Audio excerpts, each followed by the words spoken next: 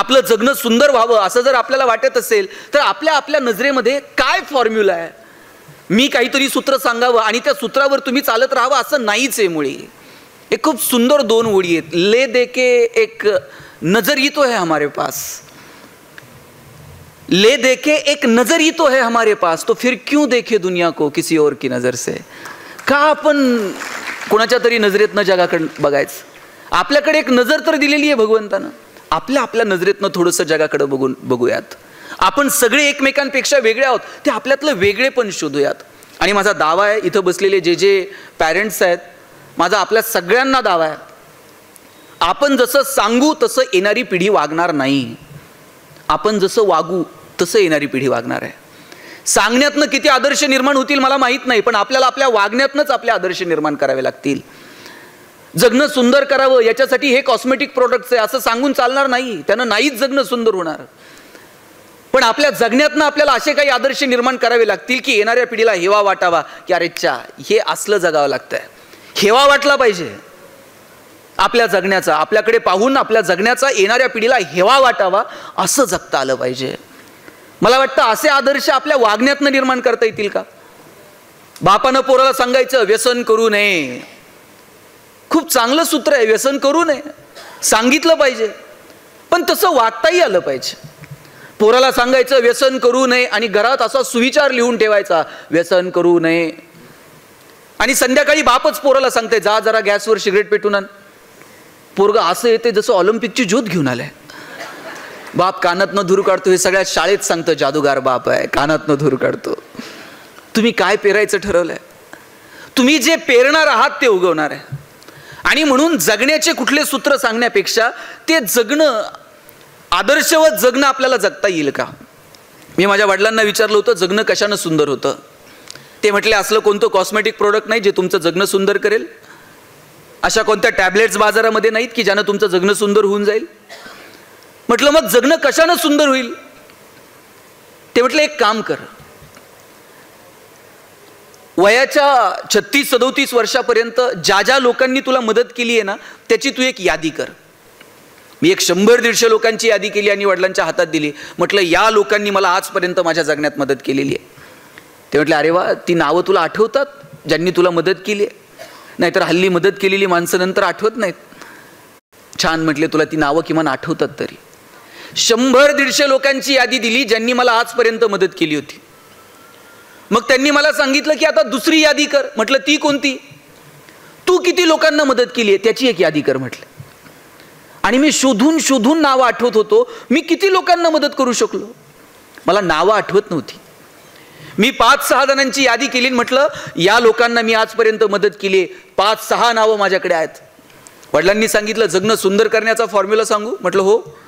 म्हटले ज्या दिवशी तुझी दुसरी यादी पहिल्या यादीपेक्षा मोठी होईल ना त्या दिवशी जगणं आपोआप सुंदर होऊन जाईल. त्यासाठी तू वेगळे प्रयत्न करायची गरज नाही. इतरांचं जगणं सुंदर व्हावं, कुणासाठी तरी आपण धावून जावं, कुणाच्या तरी मदतीसाठी आपले पाय धावावेत, कुणाच्या तरी मदतीसाठी आपले हात सरसरावेत, कुणाचं तरी दुःख पाहून आपण व्याकुळ व्हावं, कुणाच्या तरी दुःखानं आपले डोळे पाणावेत. ते माणूस पण आपल्यामध्ये शिल्लक आहे का? आणि ते जर नसेल तर आपण यंत्रवत होत आहोत असं म्हणायला वाव आहे. आपण यंत्र नाही आहोत, आपण माणसं आहोत. आणि ते माणूस पण कुठपर्यंत जिवंत आहे माहित आहे? तोपर्यंत की जोपर्यंत आपल्याला कुणासाठी तरी धावावंसं वाटतं, कुणासाठी तरी मदत करावीशी वाटते. ती देण्याची दानत आपल्या हातामध्ये असली पाहिजे. आणि म्हणून सांगण्यातून आदर्श निर्माण करण्यापेक्षा आपल्याला आपल्या वागण्यातून आदर्श निर्माण करता येतील का, मला वाटतं याचा विचार करावा. मी एक छोटं उदाहरण सांगेल तुम्हाला. एक मुलगा होता, भारतातनं परदेशामध्ये गेला, त्याची सगळी फॅमिली तिथे शिफ्ट झाली. आणि तिथे शिफ्ट झाल्यानंतर तो जेव्हा स्कूलला जायला लागला, शाळेत गेल्यानंतर हा एकटाच काळा सावळा होता आणि बाकीची सगळी गोरी गुमटी पोरं होती. आणि ती सगळी मुलं त्याला चिडवायला लागली, ब्राऊन ब्राऊन म्हणून हाक मारायला लागली. याला वाईट वाटायचं की मी आलोय आणि ही सगळी गोरी गुमटी पोरं, यांच्यात एकटाच मी काळा सावळा आहे आणि ही मला ब्राऊन ब्राऊन म्हणून चिडवतात. त्यानं आईला सांगितलं मी शाळेतच जाणार नाही उद्यापासून, ही सगळी मुलं मला चिडवतात. आई म्हटली कशी चिडवतायत बघते मी, चल मी येते तुझ्यासोबत स्कूलला. त्या दिवशी आई त्याच्यासोबत शाळेत जाते. आणि त्यांच्या टीचरला सांगते की ती 2-4 मुलं त्याला रोज चिडवतात, तुम्ही त्यांना बोला, त्यांना इथे बोलवा आणि माझ्या समोर त्यांना सक्त ताकीद द्या की परत असं चिडवलं जाणार नाही. आपल्यापैकी जर कुणी शिक्षक असतं तर आपणही हेच केलं असतं, त्या 4 पोरांना बोलवलं असतं आणि त्यांना सांगितलं असतं परत जर चिडवलं ना तर बघा. हेच असतं ना आपलं, परत जर असा वागला तर बघ. हे आपलं शेवटचं असर असतं. नंतर माझ्याशी गाठ आहे. पाहुणे आल्यानंतर तर आपल्याला कुठून स्फुरण येतं माहित नाही. पाहुण्यांच्या देखत आपण पोरांना इतकं रागवत असतो. अजिबात असलं करू नका. पाहुणे आले ना पोरांना रागवायचं नाही. ते कितीही बावळट असलं तर पाहुण्याच्या पुढं म्हणायचं आमचा दादा इतका हुशार आहे ना. दादा पाहुण्याच्याच पुढं पुस्तक घेऊन बसताय का नाही बघा. आणि तुम्ही पाहुण्याच्या पुढं म्हणून बघा दादा बावळट आहे, दादा बाहेर जात आहे, पाहुण्याच्या बुटात पाणी ओततंय, लेसला लेस बांधतंय, तुमची इज्जत घालवायची एकही संधी दादा सोडत नाही. कौतुक हे 4 चौघात करायचं असतं आणि चुका ह्या कानात सांगायच्या असतात. आईनं सांगितलं टीचरला त्या 4 जणांना बोलवा आणि माझ्या समोर सक्त ताकीद द्या. त्या शिक्षिकेनं सांगितलं की आई तुम्ही जा, ही मुलं परत त्याला नाही चिडवणार याची मी काळजी घेईल, पण तुम्ही जा, आत्ता मी काय त्यांना बोलत नाही. उन्हाळ्याचेच दिवस होते. दुसऱ्याच दिवशी शिक्षिकेनं एक प्लॅन केला आणि सगळ्या मुलांना सांगितलं की ऊन आहे बाहेर, सगळ्यांनी आपले शर्ट काढायचे आणि 2 तास उन्हात खेळायला जायचं. ही पहिलीच गंमत अशी. कधीच याच्या अगोदर शर्ट काढून बाहेर खेळायला जा असं मुलांना कुणी सांगितलेलं नव्हतं. पण त्या सगळ्या मुलांना शर्ट काढून उन्हात जाऊन खेळायला सांगितलं. 2 तास पोरं खेळली. 2 तासानंतर जेव्हा वर्गात आली त्यावेळेस सगळ्या मुलांच्या अंगाची लाही लाही झाली होती. ही गोरी घुमटी पोरं सगळी लाल लाल झाली होती आणि सगळे अस्वस्थ होते, चिडचिड करायला लागले. कुणाचे डोळे लाल, कुणाचे गाल लाल, कुणाची पाठ लाल. आणि कितीतरी मुलं चिडचिड करत मॅडमकडे गेले आणि म्हटले तुम्ही काय आम्हाला शर्ट काढून खेळायला लावलंय, आमची पाठ लाल झाली, अंगाची लाई लाई होतीये. आणि त्यावेळेस हे काळं सावळं पोरग ते मात्र छान होतं, ते अजिबात अस्वस्थ नव्हतं. आणि त्यावेळेस मग मॅडमनी त्या सगळ्या मुलांना बसवलं आणि सांगितलं बाबांनो मला तुम्हाला हेच सांगायचं आहे, हा जो मुलगा आला आहे तो अशा प्रकारच्या प्रदेशातनं आलाय की जिथे ऊन जास्त असतं तुलनेने आपल्यापेक्षा. त्या उन्हातून त्यांनी वाचता यावं म्हणून त्याची त्वचा ही अशी आहे. भगवंतानं त्याला दिलेला हा रंग, त्याची ही त्वचा, ही त्याच्यासाठी वरदान आहे. त्याच्यासाठी हे वरदान आहे म्हटल्यानंतर ती सगळी गोरी गुमटी पोरं आश्चर्यचकित होऊन त्याच्याकडे पाहायला लागली. आणि आतापर्यंत त्याला चिडवणारी पोरं कुतूहलानं त्याच्याकडे पाहतात. असं बघितल्याबरोबर ह्या पोराची मान अशी उंचावली की अरे आपण काहीतरी वेगळे आहोत, आपल्याला काहीतरी भगवंतानं वरदान दिलेलं आहे. आणि आतापर्यंत शाळेत यायला तयार नसलेलं हे पोरग अचानक रोज शाळेत यायला लागलं. आता त्याला कुणी ब्राऊन म्हणून चिडवत नव्हतं, पण आपल्या रंगाचा त्याला हेवा वाटायला लागला होता. आणि त्याच वेळेस त्या टीचरनं सांगितलं बाबांनो तुम्ही सगळे एकमेकांपेक्षा वेगळे आहात. वेगवेगळ्या प्रदेशात जन्माला आला, तुमच्या भाषा वेगळ्या असतील, तुमची संस्कृती वेगळी असेल, तुमचं राहणीमान वेगळं असेल, पण हे वेगळेपण हेच आपलं माणूस असणं आहे. आपण सगळे जर एकमेकांपेक्षा वेगळे नसतो तर आपण माणूस नसतो. आपण वेगळे आहोत म्हणूनच माणसं आहोत. यंत्र सगळी सारखी दिसतात, एकाच कंपनीतनं बाहेर पडणाऱ्या सगळ्या गाड्या सारख्या दिसतात, पण आपण माणसं आहोत आणि आपण सगळे एकमेकांपेक्षा वेगळे आहोत. आपलं वेगळेपण ज्या दिवशी आपल्याला ओळखता येईल ना मित्रांनो, त्या दिवशी जगणं सुंदर होऊन जाईल. फक्त आपल्याला आपल्यातलं वेगळेपण ओळखता आलं पाहिजे. इथं बसलेला असा एकही माणूस नाहीये की ज्याच्यामध्ये काहीच वेगळेपण नाहीये. आपण सगळे एकमेकांपेक्षा वेगळे आहोत. ताईंनी छान प्रोग्राम ऑर्गनाईज करावा, कुणीतरी छान पत्रकारिता करावी, साहेबांनी छान क्लासेस चालवावेत. आपण सगळेजण वेगवेगळ्या प्रोफेशनमध्ये आहोत आणि आपण सगळ्यांमध्ये काहीतरी भगवंतानं वेगळेपण दिलेलं आहे. मला एक सांगा, सचिन तेंडुलकर सारखा षटकार ऐश्वर्या रायला मारता येईल का? ऐश्वर्या राय सारखा ठुमका लता दिदींना देता आला असता का? लता दिदींसारखं गाणं अशोक सराफला म्हणता येईल का? तुम्ही जर मला म्हटले ना भाषण कर, मी 2 तास बोलेल. पण तुम्ही जर मला म्हटलं एवढ्या लांबून आलाय नगरवरून, जाता जाता चंद्रपूरमध्ये एखादी कुस्ती करून जा, आपल्याच्यानं जमणार नाही. जगात प्रत्येकात काहीतरी वेगळं आहे. फक्त ते वेगळेपण तुम्हाला ओळखता आलं पाहिजे. तुम्हाला मी एक गंमत सांगतो, कुणात काय वेगळेपण असेल ना हे सांगता येत नाही. मी ज्यावेळेस कॉलेजला गेलो, पुण्यामध्ये मी डी वाय पाटील कॉलेजला MBA ला ॲडमिशन घेतलं. पहिलंच वर्ष होतं साहेब आमचं. आणि माझ्या सरांनी मला विचारलं, गणेश तू कॉलेजच्या गॅदरिंगमध्ये पार्टिसिपेट होणार का, भाग घेणार का? मी म्हटलं मी घेणार, सांस्कृतिक कार्यक्रमात मी पार्टिसिपेट होणार आहे. मला म्हटले तू काय करणार आहेस? मी म्हटलं आत्ता ताई जशा सूत्रसंचालन करत होत्या तसं मी गॅदरिंगचं सूत्रसंचालन करेल.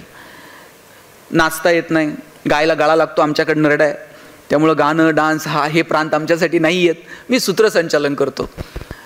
सर म्हटले तुला MBA कशात करायचं आहे? मी म्हटलं ह्युमन रिसोर्स मॅनेजमेंटमध्ये करायचं. ते म्हटले ज्याला ह्युमन रिसोर्स मॅनेजमेंटमध्ये MBA करायचं आहे ना, त्यानं अशी इंडिव्हिज्युअल ॲक्टिव्हिटी करू नये. त्यानं वर्गातल्या 10 पोरांना गोळा करावं, त्यांच्या स्ट्रेंथ विकनेस ओळखाव्यात, त्यांना कुठे संधी देता येईल त्याचा विचार करावा. अरे लीडरशिप करता आली पाहिजे ज्याला ह्युमन रिसोर्समध्ये MBA करायचं आहे. तू ग्रुप ॲक्टिव्हिटी कर.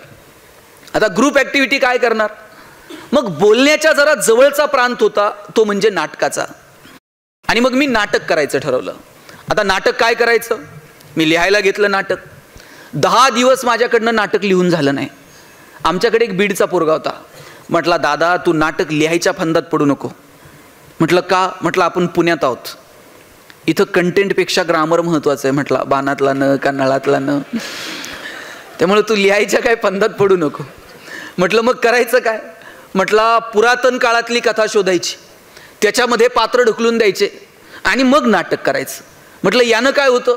यानं आपल्या अंगावर येत नाही. म्हटलं कुणी जर विचारलं हा डायलॉग असा कसा, म्हणायचं जा व्यासांना विचार, वाल्मिकीला विचार, आपल्यावर येत नाही. म्हटलं आणि म्हटलं सोपं काम आहे.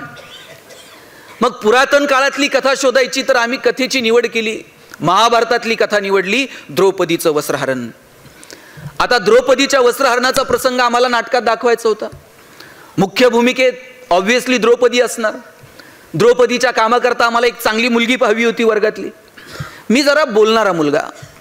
मी 5-10 पोरांना घ्यायचो, वर्गातल्या मुलींकडे जायचो आणि त्यांना म्हणायचो बघा महाराष्ट्रातली नाट्य संस्कृती टिकली पाहिजे.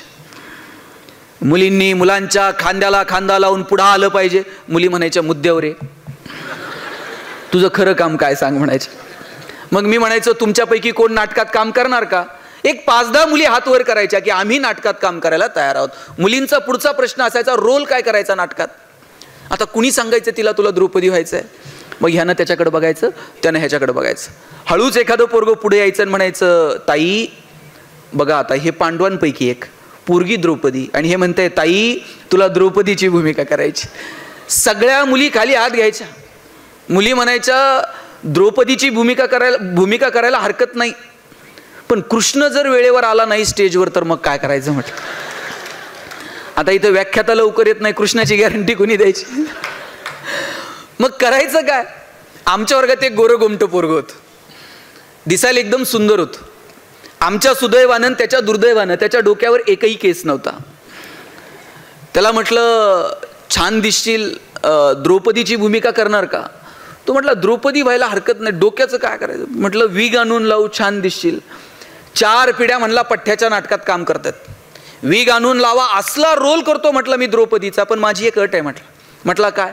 म्हटलं मी द्रौपदी व्हायला तयार आहे, पण ते दुर्योधनाला सांगून ठेवा, फार एक्साइट व्हायचं नाही. त्याला म्हटलं दुर्योधन माझ्या ऐकण्यातला आहे, तू काळजी करू नको. आता सगळे माझ्या ऐकण्यातले होते.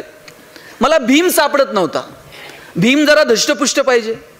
आम्ही सगळी किडकिडीत शरीर एसटीची पोरं. मी DY पाटील कॉलेजला शिकायचो. शेजारी इंदिरा कॉलेज होतं. 2 कॉलेजच्या मध्ये एक जिम होती आणि जिममध्ये व्यायाम करणारं पोरगं रोज कॉलेजच्या बाहेर बुलेटवर चक्रा मारायचं. प्रत्येक कॉलेजच्या बाहेर अशी 2-4 असतात. मी त्याला एक दिवशी थांबवलं आणि म्हटलं अरे असं बाहेर चक्रा मारून काहीच होत नसतंय, आत यावं लागतं म्हटलं कॉलेजमध्ये. म्हटलं आम्हाला कोण एंट्री देणार? म्हटलं नाटकात काम करणार का? म्हटलं करणार. रोल काय करायचा? अरे म्हटलं आम्हाला शिकवलं S for strength, W for weakness, O for opportunity, T for threats. अरे पेदार शरीर एष्टी तुझी स्ट्रेंथ आहे, तुला शोभल असा रोल देतो भीमाचा. भीम होणार का? म्हटलं मी भीम होतो, पण द्रौपदी कोण आहे सांग. म्हटलं वर्गातली सगळ्यात सुंदर मुलगी द्रौपदीच्या. ते एवढं खुश झालं, पदर खर्चानं गदा घेऊन आलता नाटकात काम करायला. आता मला सगळे कॅरेक्टर सापडत होते. मला 5 पांडवांपैकी 1 जण कमी पडत होता. आमच्या वर्गात एक पहिल्या वाकावर बसणारं पोरगं होतं, ज्यानं आयुष्यात अभ्यास सोडून दुसरा उद्योग केला नाही. कायम अभ्यास. सर बघा प्रत्येक क्लासमध्ये असेही 2-3 असतात, ते 100 पैकी 99 पडले ना तरी त्यांना करमत नाही. ते एकासाठी हुज्जत घालणार, ते शिक्षकांकडे येऊन भांडणार. कधी मैदानावर क्रिकेट खेळायला जाणार नाही, कधी पिक्चरला जाणार नाही. आम्ही त्याला पिक्चरला घेऊन जायचो. 2 वर्षात त्याला शिट्टी वाजवता आली नाही. त्याला हेवा वाटायचा शिट्टी वाजवता आली पाहिजे. ते 1 रुपयाची शिट्टी घेऊन यायचं पिक्चर येताना आणि खूप मोह झाला की असं खाली वाकून शिट्टी वाजवायचं. पडद्याकडे बघून सुद्धा त्यानं कधी शिट्टी मारली नाही. आम्ही त्याला म्हणायचो, पडद्यावरच्या कलाकारांना नाही कळत कोण शिट्टी मारतंय, मान तर वर कर. पण मान वर करून कधी बोलला सुद्धा नाही. आणि त्याला मी विचारलं, 5 पांडवांपैकी एकाची भूमिका तू करणार का? म्हटलं दादा भूमिका करायला हरकत नाही, पण आपल्याला डायलॉग बोलता येणार नाही. अरे म्हटलं डायलॉगच बोलायचे नाहीत. 5 पांडवांपैकी एकाची भूमिका तू करायची. द्रौपदीचं वस्त्रहरण सुरू झालं का शर्मेनं मान खाली घालायची, नाटक संपेपर्यंत वर करायची नाही. म्हटलं शोभल असं काम आहे, आयुष्यभर हेच करत आलोय मी, मानच वर करायची नाही. सगळं सांगितल्याप्रमाणे सुरू होतं. सगळे माझ्या ऐकण्यातले होते. सगळ्यांना माहीत होतं द्रौपदीच्या भूमिकेत मुलगा मुलीचा रोल करतोय. पण दुर्दैवानं भीमाला माहीत नव्हतं की द्रौपदीच्या भूमिकेत मुलगा आहे. भीमाला वाटायचं एवढी सुंदर द्रौपदी, आणि दुर्योधन आणि दुःशासन त्या वस्त्रहरणाला पुढे निघाले का भीम त्यांच्या मागच गदा घेऊन. आम्ही दुर्योधनाला म्हणायचो तू पुढं हो, द्रौपदीच्या फक्त पदराला हात लाव, कृष्ण येतोय, प्रकरण मिटतंय. पण दुर्योधन दुःशासन त्या भीमाला बघून इतके घाबरलेले. दुर्योधन म्हणला ते इतिहासात काय झालं ते झालं, आता नाही म्हटला. तुम्ही भीमाला पकडा, त्याशिवाय आपण द्रौपदीच्या नादाला लागत नाही म्हटला. भीमाला म्हटलं लका गप, कृष्ण येईपर्यंत धमधर. भीम म्हटला, भीम असा माईक जवळ गेला, जोरात गदा फिरवली आणि म्हटला इतिहासात काय झालं ते झालं, आता नाही. जोपर्यंत हा पठ्ठ्या स्टेजवर आहे आणि आपल्या हातात गदा आहे तोपर्यंत द्रौपदीचं वस्त्रहरण होत नसतंय म्हटला. आता स्टेजच्या मागं कृष्ण घामाघूम झालेला. कृष्णाला म्हटलं तू तर स्टेजवर आहे, तू आल्यावर तर प्रकरण मिटतंय. कृष्ण म्हटला मागे काय झालं ते झालं. ते भीमाची गदा खरी असल्या कारणानं आणि आमचं सुदर्शन चक्र थर्माकॉलचं असल्या कारणानं म्हटला समोरासमोर काही लढाई होऊ शकत नाही.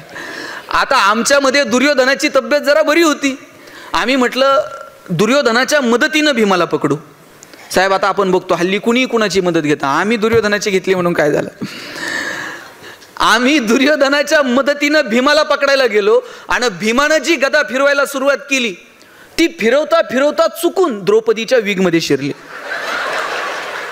त्याला म्हटलं आता शिरली तर शिरू दे, उचलू नको. त्याला राहावे ना, त्यानं जी गदा उचलली द्रौपदीचा विग एकीकडं, द्रौपदी एकीकडं.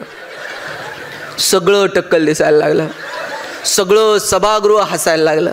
मला तर इतकं वाईट वाटलं. म्हटलं पहिलं कॉलेज, पहिलं वर्ष, कॉलेजचं पहिलं गॅदरिंग, नाटकाचा कार्यक्रम झाला. आमच्या चौघांच्या माना शर्मेनं खाली गेल्या आणि आश्चर्य असं आत्तापर्यंत ज्याची मान खाली होती त्यानं वर बघितलं. बरं त्यानं इकडं तिकडं बघायचं तर द्रौपदीकडे बघतंय. त्याला कळेनाच नाटकात काय चाललंय. त्याला सांगितलं होतं नाटकात एक शब्द बोलायचा नाही. ते माईक जवळ गेला आणि म्हटला द्रौपदी तू बालाजीला कधी गेलती म्हटला. त्या दिवसानंतर कॉलेजमध्ये ज्या ज्या वर्षी नाटक झालं त्या त्या वर्षी हे पोरग लीड रोलला असायचं आणि आम्ही 2-4 जण ते सांगन तेवढंच बोलायचं, ते सांगन तेवढंच ऐकायचं. आपण सगळे एकमेकांपेक्षा वेगळे आहोत. किती दिवस माना खाली घालायच्या. कधीतरी अशी मान उंच करून आपण बघितलं पाहिजे की अरे आम्ही पण काहीतरी वेगळे आहोत. आपल्याला आपल्यातलं वेगळेपण सापडलं ना मग जगणं सुंदर होऊन जातं. आणि म्हणून माझी आपल्या सगळ्यांना विनंती आहे की पहिल्यांदा आपल्या आत डोकावून बघा की आपल्यामध्ये नेमकं काय वेगळेपण आहे. ज्या दिवशी तुम्हाला तुमच्यातलं वेगळेपण सापडलं त्या दिवशी धम्माल आहे बघा. अडचण काय माहितीये का, आपल्याला आपल्याकडं काय आहे यात इंटरेस्ट नाहीये, आपल्याकडं काय नाही याचं दुःख आहे. मी तर म्हणेल आपल्याकडं काय नाही याचंही दुःख कित्येकांना नाही, पण दुसऱ्याकडं काय आहे याचं इतकं दुःख आहे.